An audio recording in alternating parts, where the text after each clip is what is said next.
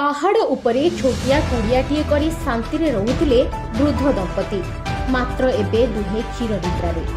वृद्ध दंपति को किए एवं काहेकि मारिला, घटना पछर रहस्य कौन, एसबु प्रश्न एबे पुलिस पाई बड़ चैलेंज होछि।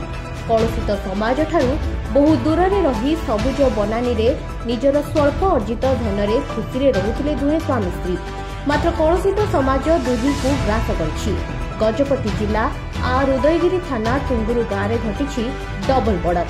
मंगलवार विलंबित राति रे पहाड़ उपरे थिबा कुड़ियारे दंपति शोइथिबा बेले सेमानक बेक काटी दुही को अत्यंत निर्मम भावे हत्या करा दैछि।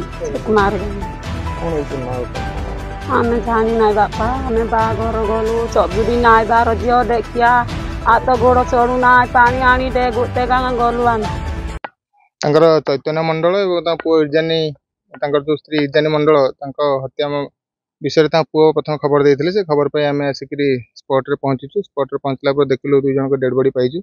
तापर आम खबर देइचु आम साइंटिफिक टीम जोटा कि पारालाखमुंड आसुचंती। आसला परे पुंखानुपुंख तदंत करा जिवो। सेमित तो किथे आम वर्तमान सुधा जानि पारुन, जेहेतु से गाँव रो बहुत दूर पहाड़ ऊपर थिले केमिन से हत्या करा जायछि कि केमिति मृत्यु होईछि सेटा विषय वर्तमान सुधा किथे आम जानि पारुन। साइंटिफिक टीम आसला परे आम पुंखानुपुंख तदंत कला परे जाना पड़िबो। मृतक हेउछंती टुंगुरु गाँव चैतन्य मंडल एवं ताक पत्नी इर्जानी मंडल। स्वामी चैतन्यଙ୍କ मृतदेह कुड़िया ठारू 50 मीटर दूर रे पड़िथिबा बेले इर्जानीଙ୍କ मृतदेह कुड़िया भितरे पड़िथिबा देखिबाकु मिलिଥିଲା। खबर पाई आर उदयगिरी थाना पुलिस घटनास्थल रे पहुंची छानबीन आरंभ करछि।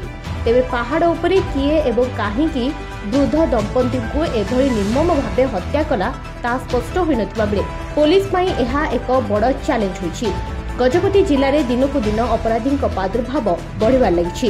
एभली स्थले ग्राम ठारू दूर में रहुतबा वृद्ध दंपति को हत्या करने पछरे कौन रहस्य थाई पारे ताकु नै पुलिस रो संदेह घनीभूत हेबार लागिछि।